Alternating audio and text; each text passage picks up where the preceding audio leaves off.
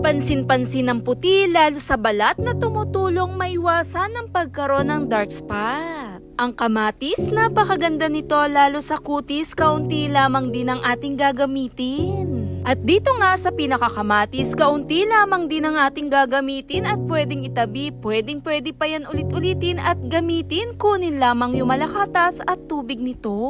Dinerekta ko nga lang itong piga-pigain, kahit pa yung pinakakatas na buto nito kunin din sama natin. Dito nga sa kamatis, mayaman to sa vitamin C na tumutulong mag-brightening sa balat na mawawala rin talaga ang pagkaroon ng dark spot. 1 teaspoon lamang din po ang aking ginamit sa pinakaasukal, pagkatapos lemon juice po, maganda to para sa balat. Sa pinagsama-sama natin, halu-haluin natin tong mabuti. Kagandahan dala, mayaman na rin to sa antioxidant na tumutulong mag-exfoliate na rin lalo sa balat at maiiwasan ang pagkaroon ng oily skin. At ang kagandahan dala, nagbibigay puti kung ikaw ay talaga yung gustong-gusto mong pumusyawang yung balat at makakatulong maiwasan ang pagkaroon ng pangitim o hyperpigmentation sa iyong mukha.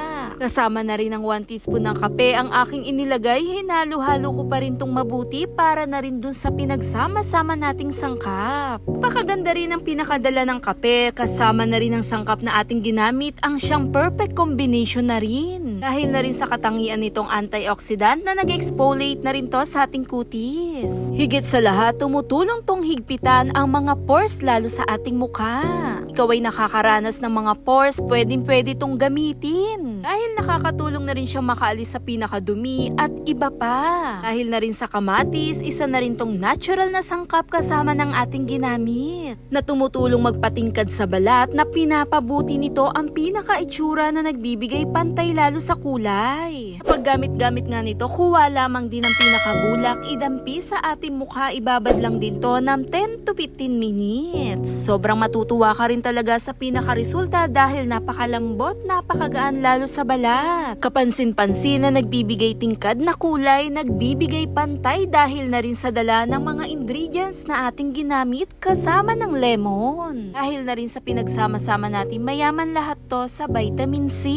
Nagbibigay glow, malusog lalo sa balat. Natural radiant skin din talaga ang dala nito dahil kapansin-pansin lalo sa kutis. Simpleng sangkap na madalas nasa kusina natin ang madalas na ating gagamit-gamitin. Napakaganda ang bigay at dala, lalo na rin pinapanatilihin itong moisture at hydrated. Higit sa lahat, tumutulong na rin to upang mapalakas na rin ang dami ng produksyon lalo sa collagen, lalo sa ating kutis. Natural at moisturizer, lalo na rin ang bigay na dala. Hit thumbs up if you like this videos. Thanks for watching.